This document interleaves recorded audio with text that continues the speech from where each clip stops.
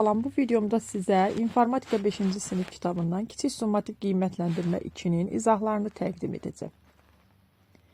Deyir, kompüterlərin hansı növlərində, demək aşağıdakı növlərindən hansı fərdi kompüter deyil? Masaüstü var, cip kompüterləri var, notebook var, super kompüterlər buna aid deyil. 2-də informasiya kompüterin hansı qurğusunda emal olunur? Prosesorda. 3-də informasiya kompüterə hansı qurğu vasitəsilə daxil edilir? Daxil edilir. Monitor vasitəsilə çıxışdı, printer çıxışdı, səs ucaldan çıxışdı, klaviatura ilə daxil edilir. Sonra 4-də əməliyyat sistemi nəyə aiddir? Əməliyyat sistemi proqramdır.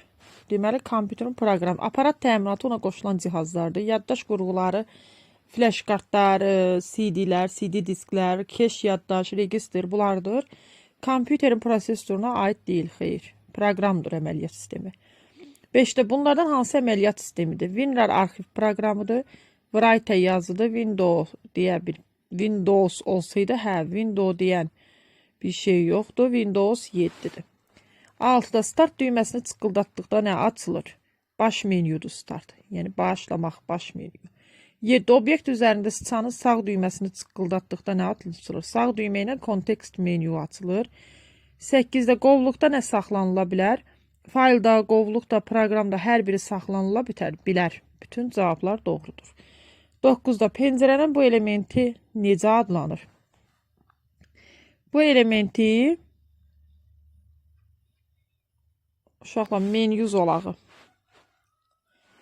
Menyu zolağı adlanır. Tapşırıqlar zolağı aşağıda olur. Baş menyu deyil. Start düyməsidir. Başlıq zolağı da deyil. Menyu zolağı.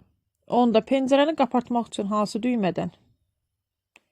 11-də proqram pəncərəsində belə deyək, bu tapşırıqlar zolağına salmaq üçündür. İşarə ilə yığmaq işarəsidir o.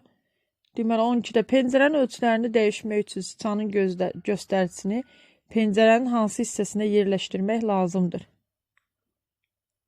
Çərçivəsinə. 13-də deməli, 13-də cavab olacaq fırlatma zolaqları. Uzaqlaşdırılan obyektlər hansı qovluqda saxlanır? Recycle bin. Yəqin ki, bu yazını görmüsünüz. Recycle bin. Yəni, zibil qutusu, belə deyək, çöp qabı, belə də demək olar, çöp qabında saxlanılır.